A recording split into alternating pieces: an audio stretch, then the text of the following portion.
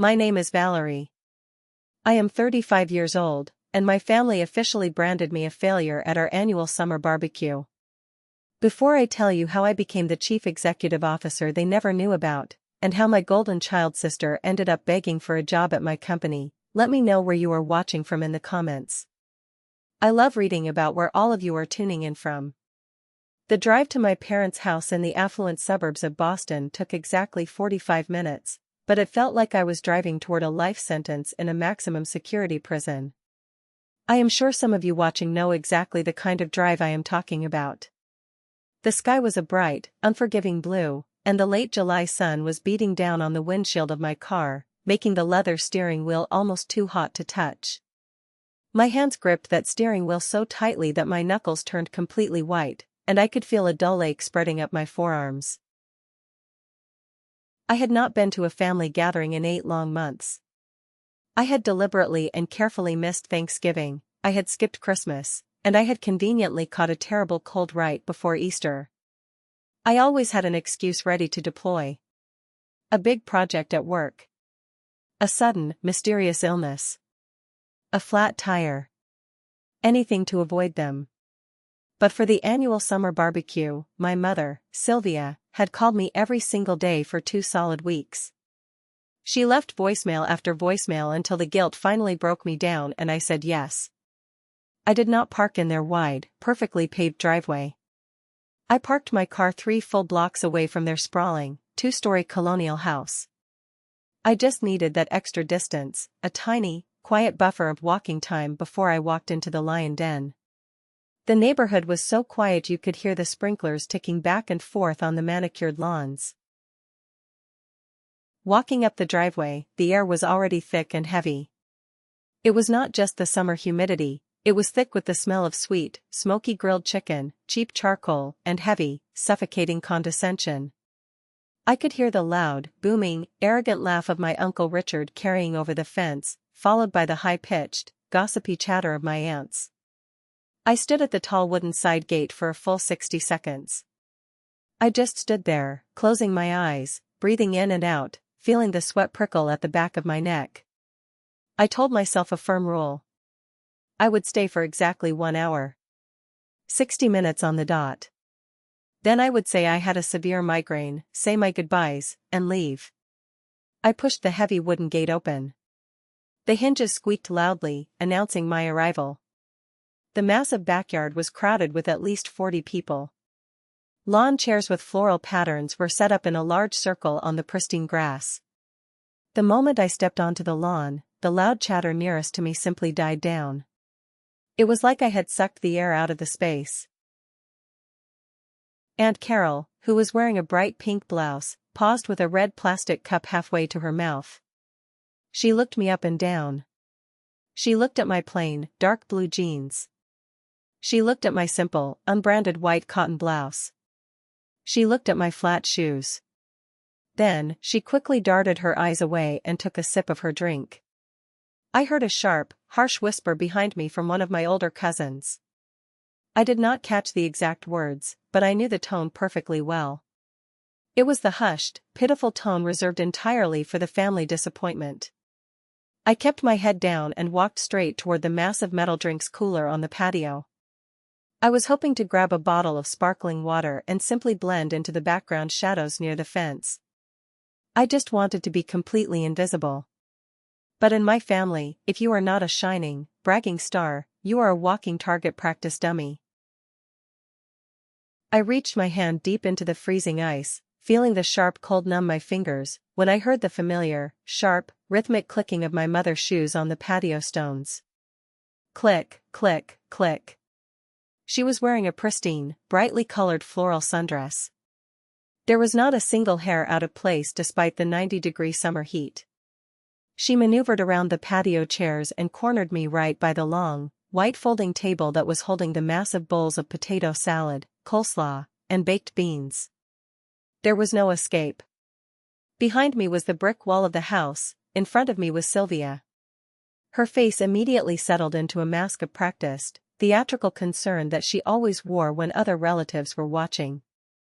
Valerie, she said, raising her voice just loudly enough for the people in the immediate vicinity to hear her clearly. You actually made it. Your father and I were starting to think you forgot how to find the house entirely.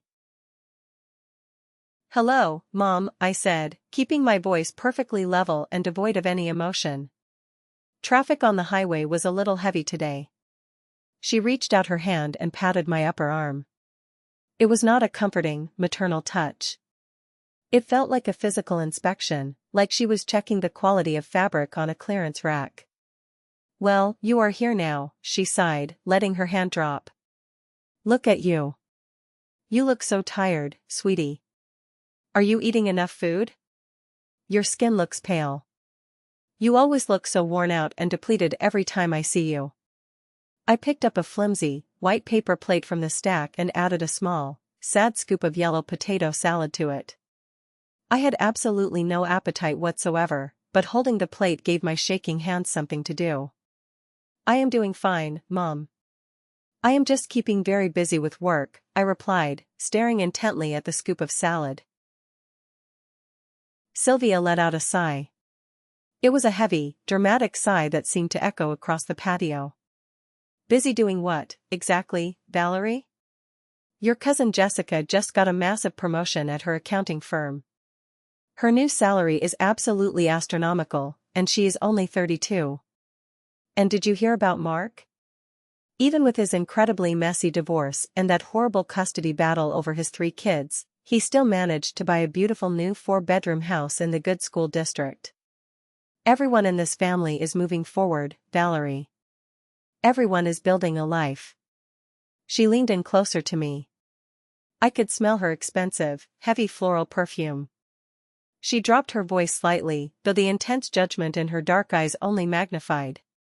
You are 35 years old, Valerie. 35. And you are still lost. I just do not know where you are going to end up in this world. It breaks my heart every single day to see you struggling with these little, temporary, dead-end jobs you take. I worry about you every single night when I go to sleep. Her words were like small, sharp, invisible paper cuts all over my body. She did not yell. She never raised her voice in anger. She just used this sweet, dripping, toxic disappointment that only a seasoned mother can perfect over decades. I did not defend myself. I did not tell her the truth. I did not tell her about the grueling 70-hour work weeks I had endured for years. I did not tell her about the massive, multi-million-dollar corporate contracts I had just signed that morning. I did not tell her that my net worth was higher than everyone in that backyard combined. I just stood there, gripping my paper plate until the edges crumpled, letting her harsh words wash over me like dirty water. That is exactly when my younger sister, Daphne, glided over to us. Daphne was 29 years old, but she walked across that grass with the unearned, arrogant confidence of absolute royalty. She was wearing a stunning, flowing designer summer dress that probably cost more than my first car. Her blonde hair was perfectly blown out into soft waves, and a triumphant, knowing smirk played on her glossy lips. Mom, leave her alone, Daphne said as she approached us. But her tone was anything but protective. It was entirely condescending. Not everyone is built to climb the corporate ladder. Somebody has to do the ordinary jobs, right? My mother smiled softly at Daphne, instantly transforming from a concerned critic to a devoted fan. Daphne turned away from us and faced the crowded yard. She lifted her hands and clapped them together twice, very loudly. The sound cut through the murmurs. Everyone. Listen up, please. I have some very exciting news to share. The entire backyard went dead silent. Uncle Richard lowered his half-empty beer bottle. Aunt Carol stopped chewing her piece of grilled chicken. Even my father, Arthur, stepped away from the smoking grill, holding a pair of silver metal tongs in his right hand like a king holding a royal scepter. I did not want to say anything to anyone until it was completely official, Daphne announced, her bright voice ringing clear across the manicured lawn. But I just got the phone call an hour before I got here. I have officially made it to the final, exclusive interview round at Apex Systems. It is for the senior project manager position. The yard erupted into wild cheers and loud applause. Aunt Carol actually let out a high-pitched squeal of delight and clapped her hands frantically. Apex Systems. Uncle Richard yelled out, pointing his beer bottle at her. That is a massive, global tech firm. They only hire the absolute best of the best in the industry. Good for you, kid. I know, Daphne said, laughing and casually flipping her perfect hair over her bare shoulder. The salary package they are offering is incredible, and the stock options are literally insane. It is a completely life-changing career opportunity. I have my final, in-person interview tomorrow morning at 9 o'clock. I stood completely frozen by the food table. I felt a strange, bubbling sensation rising rapidly in my chest. I had to bite the inside of my cheek, hard, tasting a tiny bit of copper blood, just to stop myself from laughing out loud right there on the patio. I lifted my plastic bottle and took a slow, deliberate sip of my sparkling water. Apex Systems. She was standing in my parents' backyard, bragging to the entire extended family about Apex Systems. My father, Arthur, was absolutely beaming with pride. His chest puffed out so far I thought the buttons on his polo shirt might pop off. He walked quickly across the grass, went straight over to Daphne, and wrapped one thick arm tightly around her shoulders. He raised his brown bottle of beer high into the summer air. Let us hear it for Daphne, everybody, he shouted, his voice thick with emotion. That is my girl. She is showing everyone the real Parker family smarts today. Hard work always pays off when you apply yourself. The family raised their red plastic cups, their wine glasses, and their beer bottles, echoing his cheers in a loud chorus. To Daphne, they yelled. My father let his arm drop heavily from Daphne's shoulder. His eyes scanned the smiling crowd until they finally landed on me. He looked at me standing silently by the potato salad, holding my sad, crumpled paper plate. The smile on his face faded slightly. If only you could find a way to focus your energy like your sister does, Valerie, he said across the yard. The crowd had quieted down to listen. His voice was not outwardly cruel or shouting, but it carried a heavy, leaden finality that twisted deep in my gut. Maybe you would not be in such a constant mess. You could learn a lot from her. I did not look away in shame. I did not stare at the ground like they expected me to. I looked directly into my father's eyes. Then, I slowly shifted my gaze to look at Daphne, who was standing there soaking up the intense adoration of the crowd like a dry sponge in water. I did not frown. I did not look hurt, or angry, or devastated. I just smiled. It was a very small, tight, unreadable smile. They could not read it at all. They just naturally assumed it was a pathetic smile of bitter resignation and jealousy. They had absolutely no idea what was actually happening. Apex Systems was a real, highly successful company, yes. But it was just the public-facing name for the recruitment and technology division of my actual, parent company. The company I owned completely. The company I built from absolute scratch. Pinnacle Solutions. I looked at Daphne, who was now laughing loudly at a joke Aunt Carol made. Tomorrow morning, Daphne was going to wake up, put on her best expensive suit, and walk into my towering glass building in downtown Boston. She was going to step directly into my world. She would discover, in the most shocking way possible, that the older sister she just publicly called a failure was actually the chief executive officer who held her entire future, her entire career, in the palm of her hand.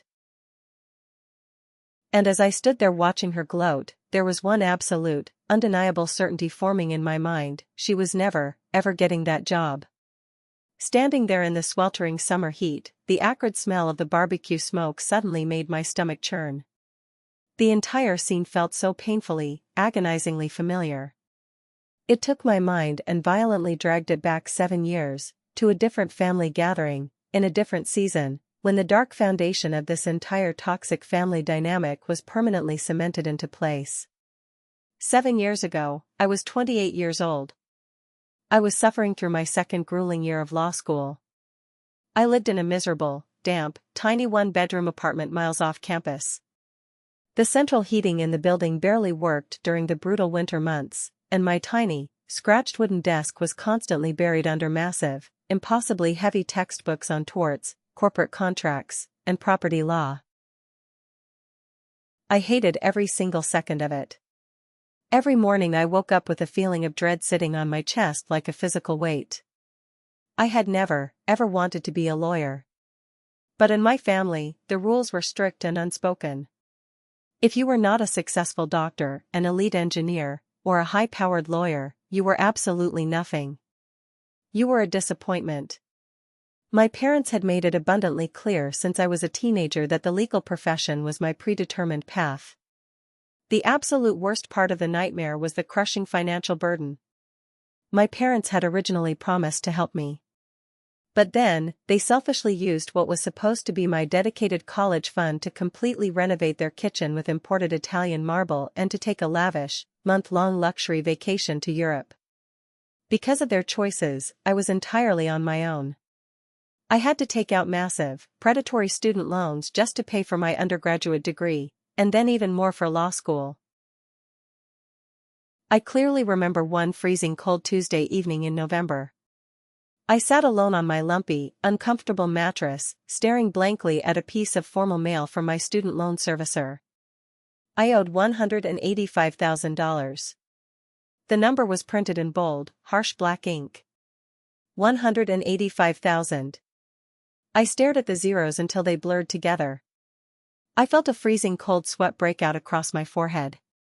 My chest tightened so severely I thought I was having a heart attack. I could barely draw a breath into my lungs. I dropped the terrible paper onto the dirty carpet and pulled my knees up tightly to my chest, rocking back and forth in the cold room.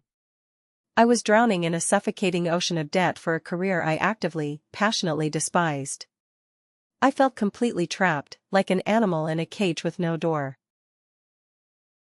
The only reason I survived that dark, miserable year without completely breaking down was my required, unpaid internship at a mid-sized corporate law firm downtown. I hated doing the endless, tedious legal research for the senior partners, but I noticed something else while I was sitting in my gray cubicle. The firm processed hundreds of thousands of physical and digital documents every single week during the complex discovery phases of their corporate lawsuits. They used an incredibly outdated, clunky software system that required dozens of exhausted paralegals to manually read, tag, and sort individual files. It was agonizingly slow and highly prone to human error.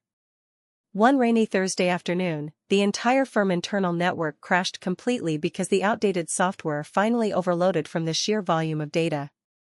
The whole office was thrown into absolute chaos. Senior partners were screaming. Paralegals were crying. I sat quietly at my desk, looking at the frozen blue computer screen, and suddenly, something clicked violently in my brain. It was a moment of pure clarity. This was a massive technological glitch. It was a ridiculous, archaic inefficiency. Millions upon millions of dollars in billable hours were being completely wasted across the country simply because high-powered law firms were relying on terrible, obsolete software. I went home to my freezing apartment that night and did not even open my heavy law books.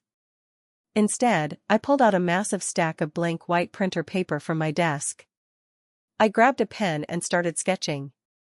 I started mapping out a complex algorithm. I started designing a streamlined workflow that could automate the entire document sorting process using early machine learning concepts. I stayed awake until the sun came up, drinking awful, bitter instant coffee out of a chipped mug. My heart was pounding violently against my ribs. For the very first time in my entire adult life, I felt a burning, consuming passion. I felt truly alive. I spent the next 6 weeks secretly skipping almost all of my required law classes. I hid in the very back corners of the university library, surrounded by programming books, building a comprehensive, airtight business proposal. I foolishly thought my family would be proud of me. I thought they would look at my brilliant idea and finally see my true vision and potential. During the Christmas holiday, we were all gathered together in my parents' perfectly decorated living room. The massive Christmas tree was brightly lit in the corner, and there was a warm fire crackling loudly in the stone fireplace. I waited until everyone was sitting down with their drinks. I pulled my thick, professionally printed proposals out of my leather bag. My hands were shaking so badly the paper rattled. I walked around the coffee table and handed a heavy copy to my father, one copy to my mother, and one copy to Daphne. I stood nervously in front of the warm fireplace and began to explain my entire idea. I showed them the detailed market research I had conducted.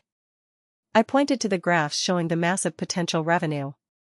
I told them, with passion in my voice, that this specific software could completely revolutionize the entire legal industry. I stood there waiting. I expected them to ask probing questions. I expected them to maybe be a little skeptical but ultimately supportive of my hard work. I did not expect a vicious, unified intervention. My father stared at the first page for 10 seconds. Then, he violently threw the thick proposal onto the glass coffee table. It landed with a loud, aggressive smack that made me jump. "What in the world is this absolute nonsense, Valerie?" he demanded, his voice rising to a shout. "Are you completely out of your mind? You are currently enrolled in a prestigious law school. You are going to be a lawyer. We agreed on this." "Dad, please listen," I begged, my voice trembling. "The legal software market is wide open right now. I can build this company. I know I can." "It is a dangerous, stupid distraction," he yelled, his face turning an angry shade of red. "You are already 28 years old. You are taking out massive loans. You need to focus on passing the bar exam, not playing ridiculous computer games in your bedroom." My mother, Sylvia, suddenly started to cry. Real, genuine, dramatic tears streaming down her perfectly made-up face. She looked at me like someone had just died. It felt like I was attending a funeral for my own ambition. "Valerie, please. I am begging you.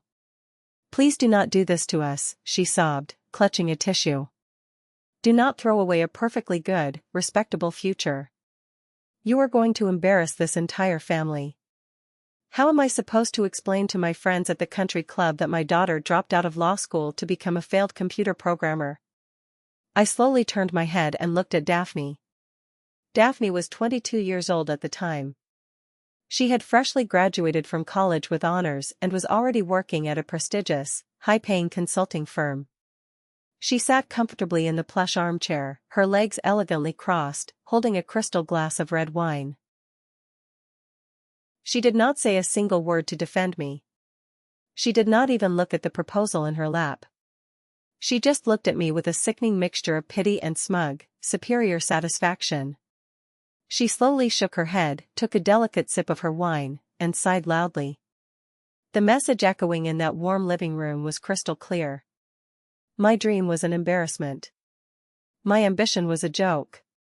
My path was inherently wrong simply because it was not the exact path they had dictated for me. That was the exact day everything changed. That was the day I stopped trying to earn their impossible approval. That was the day I started quietly building a massive brick wall around my heart. I did not sleep a single wink that night in my childhood bedroom. I lay awake staring at the ceiling, listening to the wind outside. Before the sun even came up, I quietly packed my bags in the dark. The very next morning, I drove my car straight to the university registrar office on campus. I walked up to the counter and requested the formal withdrawal paperwork. I officially withdrew from law school. The older woman behind the desk looked at me over her glasses and asked if I was absolutely sure about my decision. I took the pen and signed my name on the dotted line without a single second thought. I walked out of the heavy brick building into the freezing, biting winter air. I pulled my phone out of my coat pocket. I scrolled quickly past my parents' phone numbers. I found the contact for my best friend, Nadine, and hit dial. Nadine was the only person in the entire world who saw me for who I really was, not who I was supposed to be. She picked up on the second ring. "Hey, Val. It is early. What is going on?" I did it, Nadine, I said, my breath forming white clouds in the freezing air. I officially dropped out. I signed the papers. I am going to build the software company. There was a long, heavy pause on the other end of the line. I held my breath. Then, I heard her exhale slowly. Okay, Nadine said, her voice steady and calm. I believe in you, Val. I always have. Just do it. What do you need right now? I need a cheap place to stay immediately, I admitted, my voice finally cracking slightly. My parents are going to cut me off completely the absolute second they find out what I have done. I drove back to my parents' house while I knew they were both away at work. I rushed upstairs to my room. I packed the rest of my clothes, my computer equipment, and a few favorite books into cheap, brown cardboard boxes. I carried them down the stairs, panting heavily, and shoved them aggressively into the small trunk of my old sedan. I stood in the driveway for a moment, looking at the house. I did not leave a note on the kitchen counter. I did not leave a voicemail. I just got into the driver's seat, started the engine, and drove away, leaving behind the heavy, suffocating weight of their toxic expectations forever. I moved into a tiny, run-down, depressing studio apartment on the far industrial edge of the city. The rent was cheap, but the walls were paper-thin, and I could hear the traffic all night. Nadine generously helped me pay the security deposit and the first month of rent out of her own savings. I had absolutely no safety net. I had no wealthy family members to beg for investments. I had no hidden inheritance waiting for me in a bank account. I had to survive purely on grit. For the first 2 years, I lived exclusively on cheap instant ramen noodles, bulk jars of peanut butter, and sheer, undeniable willpower. I worked an agonizing 18 hours every single day. My office desk was literally a piece of cheap plywood resting precariously on 2 plastic storage bins. I spent countless hours teaching myself advanced coding languages. I built the first software prototype from scratch. Then, I began the grueling process of cold calling. I called hundreds of law firms. I faced brutal rejection after brutal rejection. People hung up on me. People laughed at me. When it finally came time to officially incorporate the business, I knew I had to be incredibly careful. If my family somehow found out I was running a struggling tech startup, they would constantly harass me. They would constantly tell me it was going to fail and beg me to go back to school. They would poison my mindset. So, I made a decision. I incorporated the main, overarching company under my maiden name, Pinnacle. It was a small, private, deeply satisfying irony. I officially named my company Pinnacle Solutions. And as the company slowly began to grow, as we miraculously started landing our first major, multi-million-dollar contracts, I knew I needed a public identity to protect myself from my family's inevitable interference and greed. For my public-facing corporate identity, the name that went on the tech industry panels, the name that signed the massive deals, and the name that appeared in glowing business magazines, I used my middle name and my grandmother's maiden name. I became known to the business world as Old Parker. It was a brilliant, strategic layer of total separation. For 7 long years, I built my massive empire in total, absolute silence. I worked tirelessly. I paid off my entire $185,000 student loan debt in a single, satisfying electronic bank transfer on a Tuesday afternoon. I eventually bought a stunning penthouse apartment overlooking the city. I hired hundreds of brilliant employees. And all the while, for 7 years, my family sat around their comfortable dinner tables and loudly lamented my tragic fall from grace, completely unaware of the monster I had become. The sudden, loud, metallic pop of Uncle Richard opening yet another beer bottle violently snapped my mind back to the present moment. I was still standing right by the food table at the summer barbecue. The sun was finally beginning to set, casting long, dark orange shadows across the freshly cut grass. My father was still standing near the grill, holding court, talking loudly to anyone who would listen about Daphne's bright, guaranteed future at the tech company. I slowly turned my head and watched Daphne. She was smiling broadly, nodding enthusiastically along to whatever boring story Aunt Carol was telling her.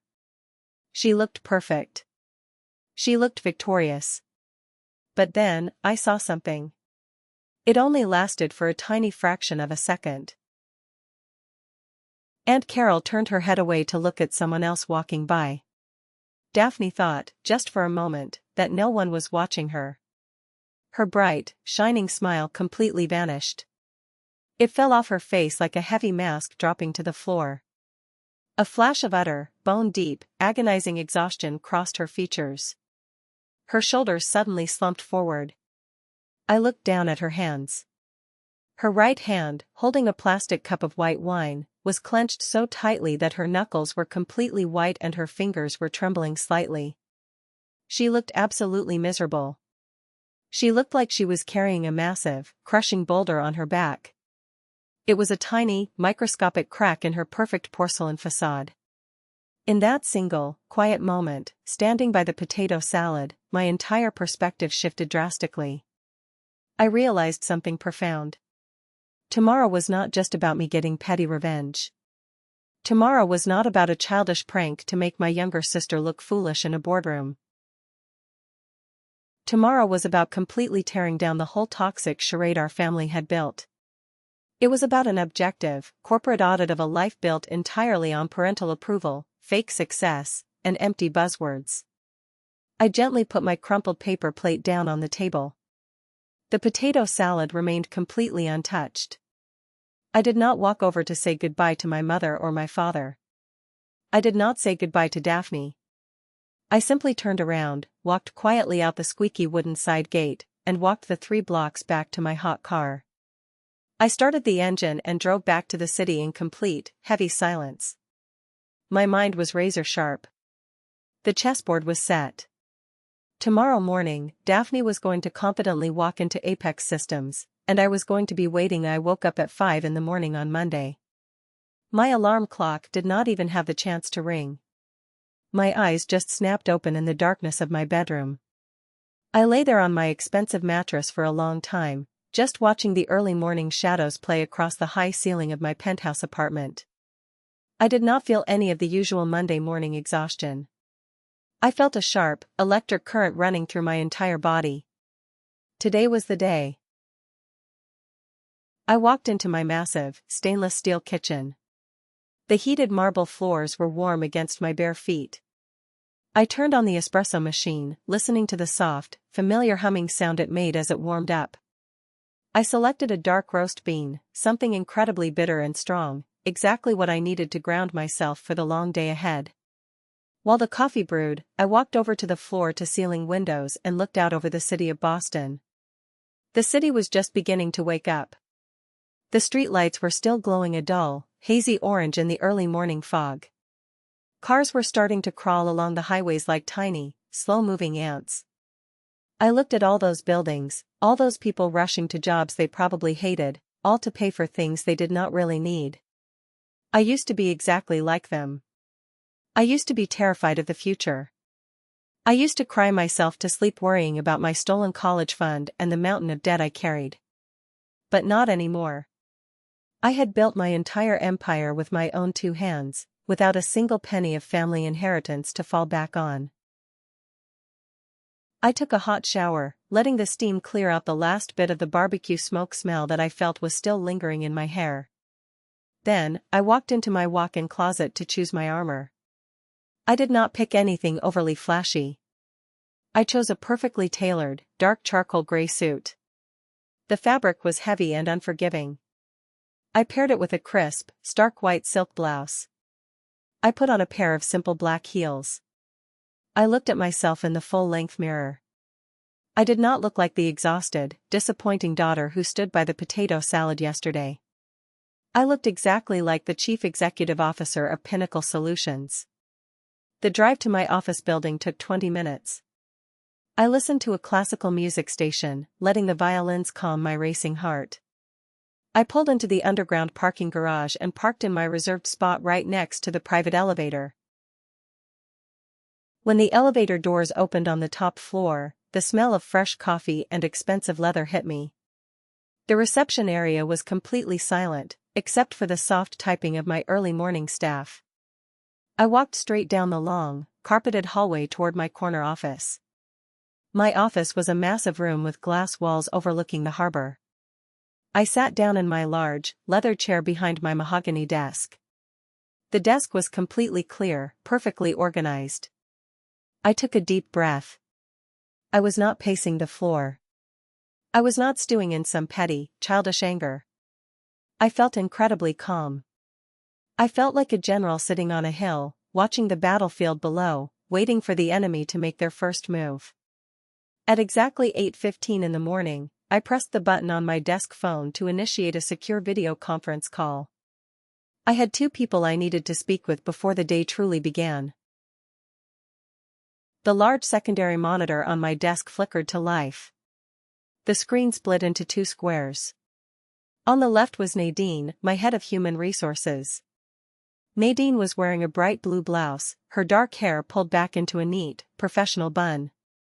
She was the one who had answered my phone call 7 years ago when I dropped out of law school.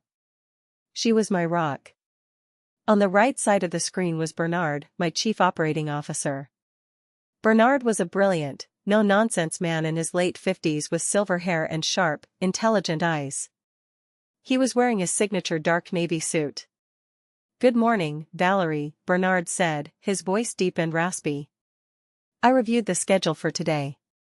We have a rather light morning, except for the final round interviews for the new senior project manager position at the Apex Systems division." "Good morning, both of you," I replied, leaning forward and resting my elbows on my desk. "That is exactly what I want to discuss. We have a very specific candidate coming in this morning. Her name is Daphne Parker." Nadine raised an eyebrow and looked down at her notes. "Parker? Any relation to you, Valerie? Or should I say, oh?" "She is my younger sister," I said flatly. Bernard leaned back in his chair. He did not look shocked, just deeply curious. "I see. And how exactly would you like us to handle this situation, Valerie? Are we expediting her application?" "Absolutely not," I said, my voice hardening. "I want you to treat her like any other candidate walking through those doors. Actually, no. I want you to treat her like she is applying for an executive-level position. I want you to dig incredibly deep." I looked directly at the camera so they could see the absolute seriousness in my eyes. Daphne has spent her entire career gliding by on her good looks, her charm, and a collection of impressive-sounding buzzwords.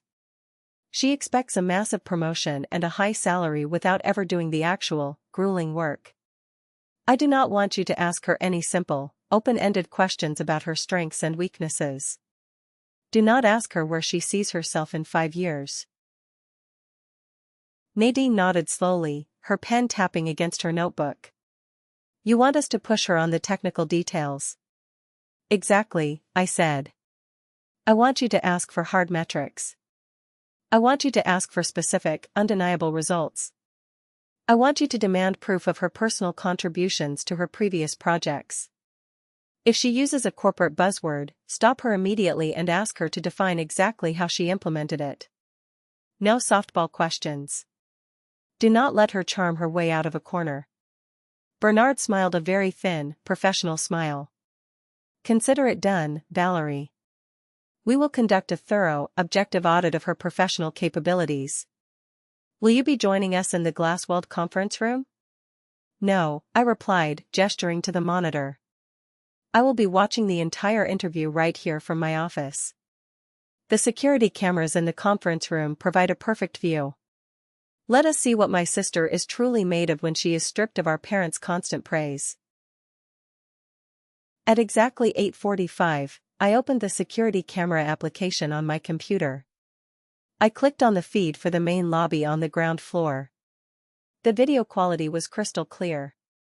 5 minutes later, the heavy glass revolving doors spun, and Daphne walked into the building. She looked like she had just stepped off the cover of a high-end business magazine. She was wearing a perfectly tailored, pale pink designer suit.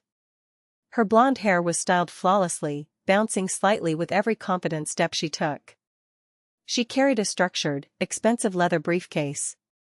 I watched her walk up to the front reception desk. Martha, our sweet, older receptionist, smiled warmly at Daphne and asked for her identification. I could not hear the audio from the lobby, but I could clearly read Daphne's body language. She did not smile back at Martha. She looked completely bored, almost annoyed to be interacting with support staff. She impatiently handed Martha her driver license, tapping her manicured fingernails loudly on the marble counter while she waited for her visitor badge. When Martha handed the printed badge across the counter, Daphne snatched it quickly without saying thank you and turned her back, walking directly toward the main elevators. She thought she owned the place already. She thought this entire building was just another stepping stone meant for her personal use. I switched the camera feed to the glass-walled conference room on the 15th floor. It was our most intimidating room. It had a massive, heavy glass table in the center and stark white walls. The floor-to-ceiling windows offered a dizzying view of the city streets far below. Daphne walked into the room. She was entirely alone. She set her leather briefcase down on the table and walked over to the windows. She stood there, looking out over the city with her hands placed confidently on her hips. She practiced a smile in the reflection of the glass. It was the same arrogant, triumphant smirk she had worn yesterday at the barbecue by the potato salad. A few minutes later, the heavy wooden door to the conference room opened. Bernard and Nadine walked in. They looked incredibly sharp and intimidating. Daphne instantly turned away from the window. She flashed her brightest, most polished, million-dollar smile. She stepped forward with unearned confidence, extending her hand to Bernard first, then to Nadine. She introduced herself smoothly. They all sat down at the large glass table. Daphne sat up perfectly straight, crossing her legs elegantly, looking completely relaxed and in her element. She had no idea she was sitting in a trap perfectly designed to expose her. I leaned forward in my desk chair in my dark office, resting my chin on my hands, completely captivated by the screen. The interview began exactly the way I expected it would. It started incredibly smoothly. Nadine began by asking Daphne to briefly walk them through her professional background. Daphne smiled gracefully and began to recite her curriculum vitae. It was a flawless, heavily rehearsed performance. She spoke eloquently about synergy, optimizing cross-functional workflows, and leveraging dynamic market trends. She sounded incredibly impressive if you did not actually understand what the words meant. I watched Bernard on the screen. He was listening politely, holding a silver pen, taking no notes. He just let her talk. He let her build herself up, higher and higher, constructing a towering castle made entirely of hot air. After about 10 minutes of her smooth talking, Daphne paused to take a delicate sip of water from the glass on the table. That is when Bernard finally leaned forward, resting his forearms heavily on the glass table. The polite, listening smile completely vanished from his face, replaced by the cold, calculating look of an apex predator. "That is all very fascinating, Daphne," Bernard said, his deep voice cutting through the pleasant atmosphere like a sharp knife. "You mentioned quite a few times that you personally led the major restructuring initiative at your last consulting firm." Daphne smiled confidently, setting her water glass down. "Yes, absolutely. It was a highly complex organizational pivot, but I managed to guide the team to a very successful integration phase." "Excellent," Bernard said, opening the thin folder in front of him. "Can you please provide us with the specific numbers? What was the exact return on investment for that specific initiative over the first 4 quarters? Furthermore, what was the exact percentage of operational cost savings that you, personally, delivered to the company bottom line?" The silence that followed was immediate. Daphne's confident smile froze completely on her face. Her eyes darted quickly from Bernard to Nadine, looking for a lifeline that did not exist. She looked like a student who had just been handed a test in a language she did not speak. She blinked rapidly. She shifted her weight in the expensive leather chair. "Well," she started, her voice suddenly losing its authoritative tone. It was, of course, a highly collaborative team effort. The overall success cannot be attributed to just one single metric. We saw a lot of qualitative improvements in employee morale. I am not asking about employee morale, Daphne, Bernard interrupted, his tone completely flat and unforgiving. I am asking for the hard financial data.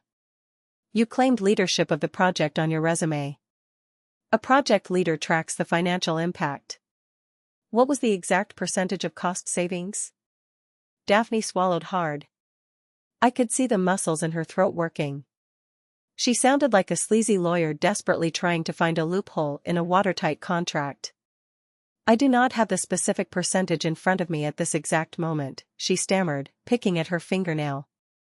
I was heavily focused on the high-level strategic oversight and the overarching vision.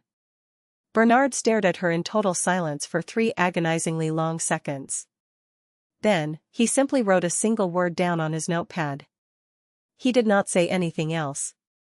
He just let her sit there in the uncomfortable, humiliating silence of her own failure. Before Daphne could attempt to recover her shattered composure, Nadine seamlessly jumped into the conversation. Her voice was not aggressive, but it was incredibly precise. Let us shift gears and look at your technical proficiencies, Daphne, Nadine said, looking down at her copy of the resume. You have listed advanced proficiency in structured query language under your core skills. Daphne nodded quickly, desperate for a new topic. Yes, that is correct. I am very comfortable with data management. Wonderful, Nadine said, offering a small, polite smile.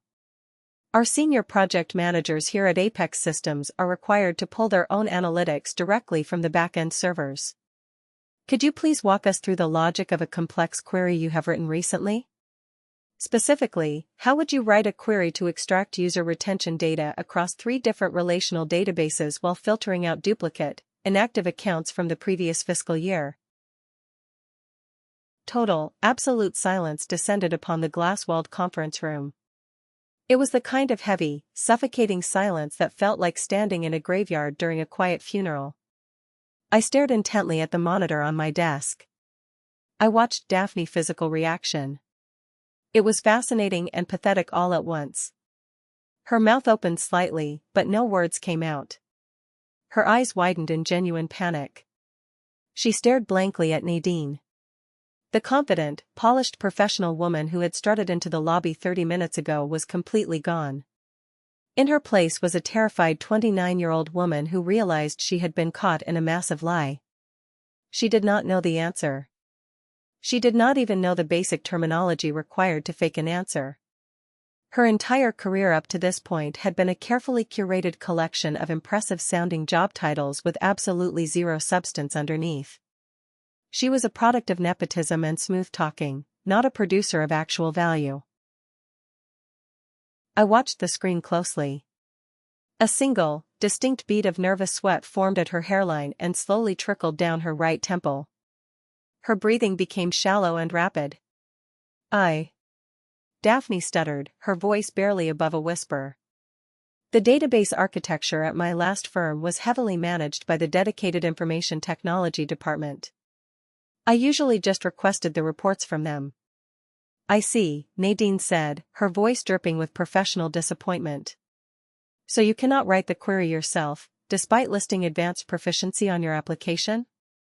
Daphne's face turned a deep, burning shade of crimson red. She looked down at her hands, which were now trembling visibly in her lap. She was failing entirely. And the most beautiful, satisfying part of it all was that she was not failing because I was actively sabotaging her. I had not rigged the game. She was failing entirely on her own lack of merit. She was collapsing under the weight of her own exaggerated lies. For the next 20 agonizing minutes, Bernard and Nadine continued the interview. They did not raise their voices. They were not rude. They simply continued to ask probing, highly specific questions about her previous employment, her conflict resolution strategies, and her technical knowledge. With every single question, Daphne crumbled a little bit more. Her perfect posture completely collapsed. She slumped down in her chair. Her carefully constructed answers devolved into a flustered, rambling, incoherent mess of half-sentences and nervous apologies. She could not provide a single concrete example of a time she had actually added tangible value to a company. It was brutal to watch. It was like watching a luxury sports car slowly run out of gas and sputter to a halt on the side of a busy highway. Finally, Bernard closed the thin file folder on the glass table. The sound of the cardboard slapping together echoed loudly in the quiet room. He placed his silver pen deliberately on top of the folder. "Well, Daphne," Bernard said, his voice returning to a polite, corporate monotone. "I believe we have gathered all the necessary information we need today to make our final decision." Daphne looked up. Her eyes were glassy, holding back tears of profound humiliation. Her chest heaved as she tried to catch her breath. "Is that all?" she asked, her voice cracking terribly. "Yes, that concludes our formal assessment," Nadine said, offering a tight, close-lipped smile that offered zero comfort. "Thank you very much for taking the time to come in and speak with us this morning. We will be in touch with you regarding the next steps." It was the standard, polite corporate dismissal. It was the absolute kiss of death for any job applicant. Bernard and Nadine stood up from their chairs simultaneously. They gathered their notes. Daphne remained seated for a moment, completely paralyzed by the sheer magnitude of her failure. Then, she frantically began to gather her things. She shoved her notepad clumsily into her expensive leather briefcase, her hands shaking so badly she dropped her pen on the floor. She had to bend over awkwardly in her expensive suit to pick it up. She just wanted to escape. She wanted to run out of that glass room, get into an elevator, and disappear. But I was not going to let her escape. Not yet. I stood up from my desk in my dark corner office. I smoothed out the front of my charcoal gray suit jacket. I checked my reflection in the dark monitor screen one last time.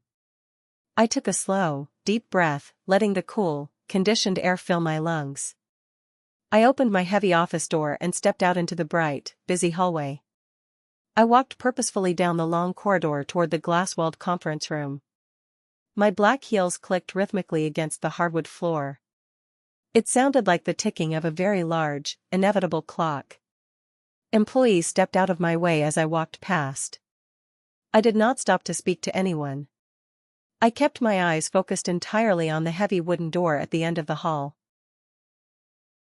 Inside the conference room, Daphne had finally managed to zip up her briefcase. She slung the heavy leather strap over her shoulder. She turned toward the door, her face a mask of total defeat, preparing to face the long, humiliating walk of shame through the lobby. Right as she reached for the silver door handle, I turned it from the outside and pushed the heavy door open. I stepped into the room.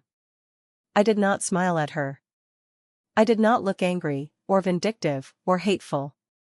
I kept my face entirely blank, a perfect mask of total, absolute authority. I just stood in the doorway and looked at her. I looked at the golden child, the prodigal daughter of the Parker family, standing there completely broken in the massive, intimidating temple built by the sister she had always called a failure. "Daphne," I said. My voice was quiet, but in that silent, echoing room, it carried the weight of thunder. Her head snapped up instantly. Her eyes locked onto my face. For 3 agonizing seconds, her brain simply could not process what she was seeing. Her expression morphed violently from deep confusion, to total disbelief, and finally settling into a pale, horrified, sickening realization. The color drained from her face so completely I thought she might faint right there on the carpet. "Valerie," she whispered, her voice trembling so badly it was barely audible. She took a step backward, bumping her hip painfully against the glass table. What are you doing here?" I slowly walked past her. I walked directly to the head of the long glass table, the seat of power in that room. I placed both of my hands firmly on the back of the heavy leather chair.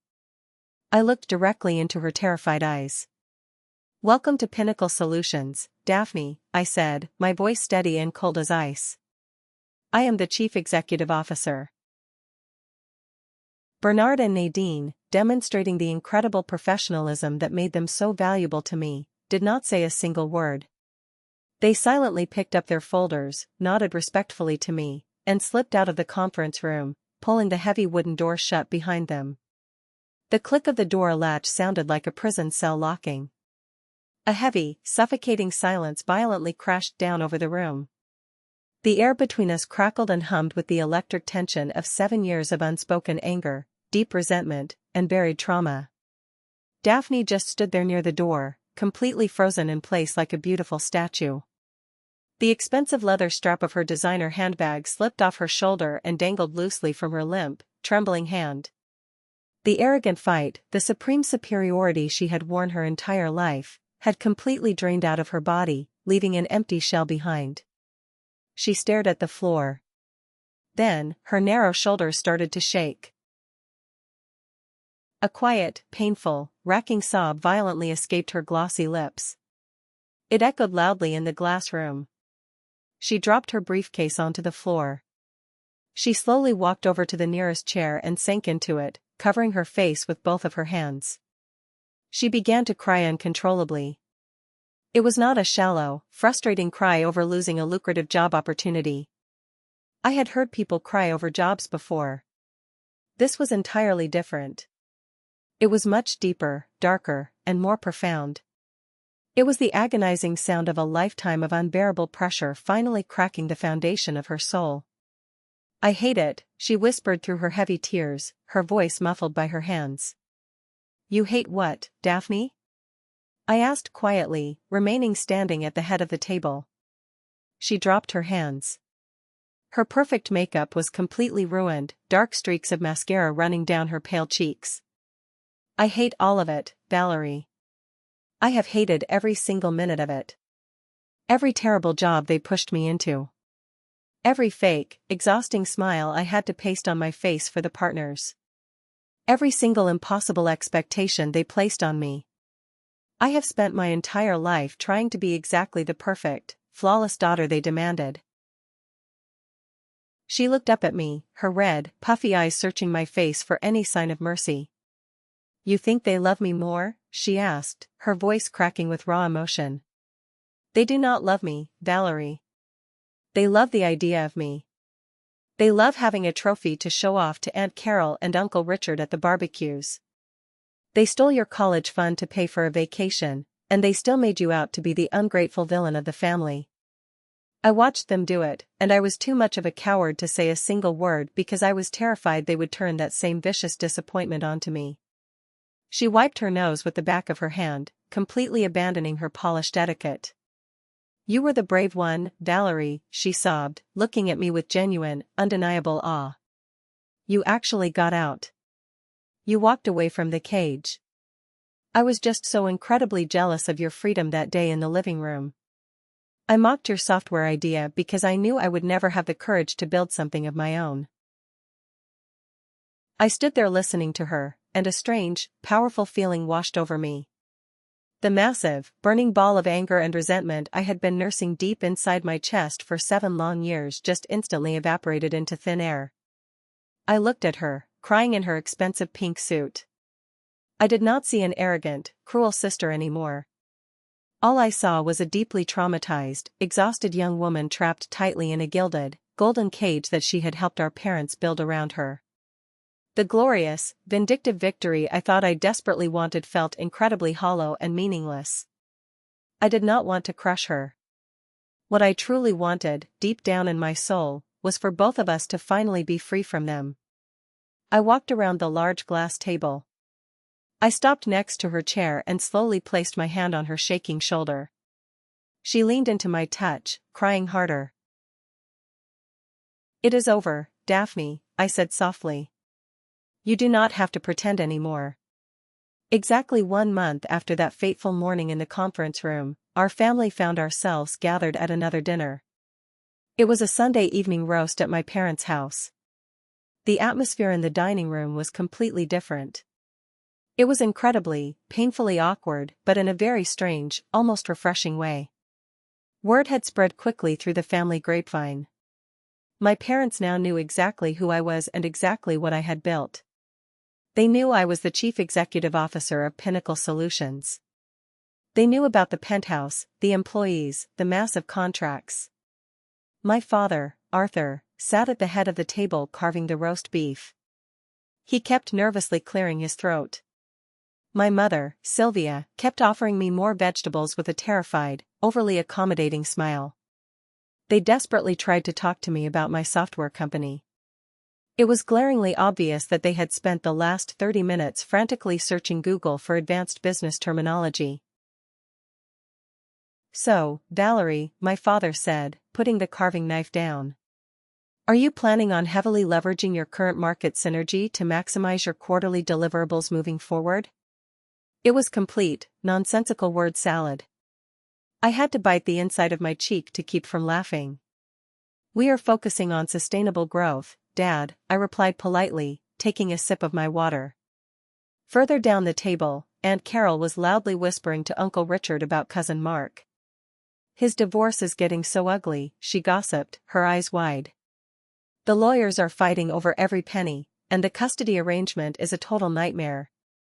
But the most shocking change at the table was not how they treated me. It was how they were treating Daphne.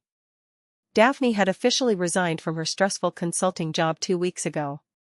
She was currently unemployed, and for the first time in her life, she looked truly rested. She was wearing a comfortable, oversized sweater and her hair was tied back in a messy ponytail. And Daphne, my mother said, turning her bright, terrified smile toward my sister. Tell everyone about your new class. I signed up for a beginner pottery class at the community center, Daphne said, her voice quiet but steady. A pottery class, my father boomed loudly, trying to sound enthusiastic. That is fantastic. Working with your hands. Exploring the creative arts. Excellent choice, sweetie. They praised her for signing up for a cheap, beginner pottery class using the exact same intense, exaggerated tone of voice they used to use when announcing her massive corporate promotions. It was a strange, incredibly clumsy attempt at being supportive parents. It was not a perfect, beautiful fairy tale ending where everyone hugged and cried and apologized for all their past sins. It was awkward, it was tense, and it was deeply uncomfortable. But it was real. And it was a start. I looked across the long wooden table. Daphne caught my eye over the bowl of mashed potatoes. She gave me a very small, incredibly genuine smile. I smiled back.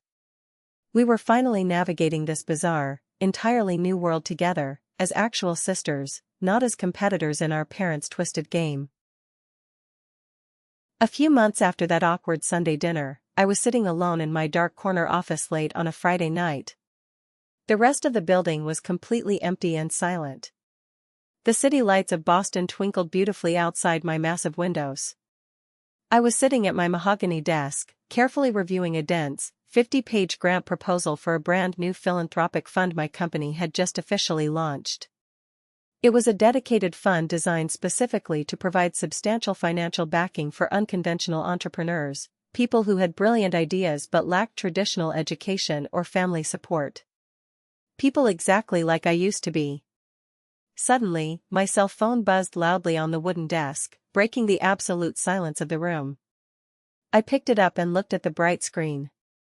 It was a picture message from Daphne. I tapped the screen to open the image. It was a photograph taken on a messy, clay-covered workbench. Sitting in the center of the frame was a small, lopsided, heavily dented, frankly incredibly ugly clay pot. The glaze was uneven, pooling darkly in the crooked crevices at the bottom. It looked like a child had made it while blindfolded. Underneath the photograph, Daphne had typed a short caption. First one out of the kiln, the message read. It is really ugly. But it is mine. I stared at the glowing screen for a long time. I felt a sudden, intense warmth spreading outward from the center of my chest. I smiled.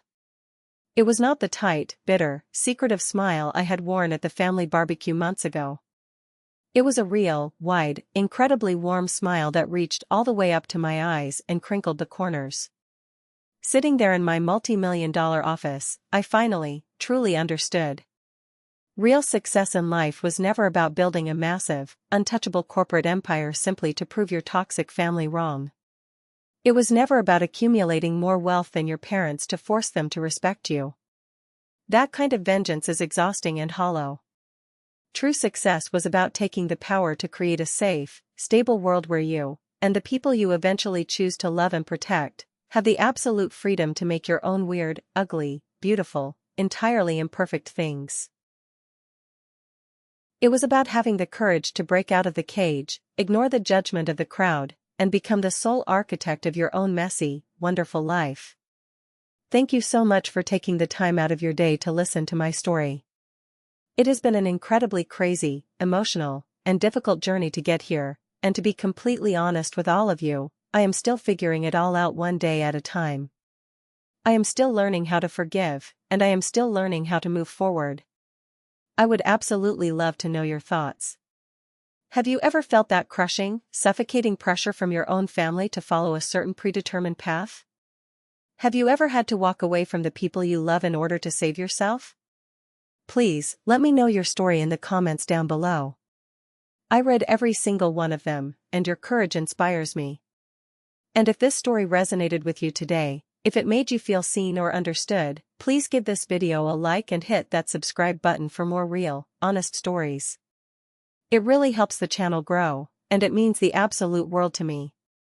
See you in the next one. Take care of yourselves.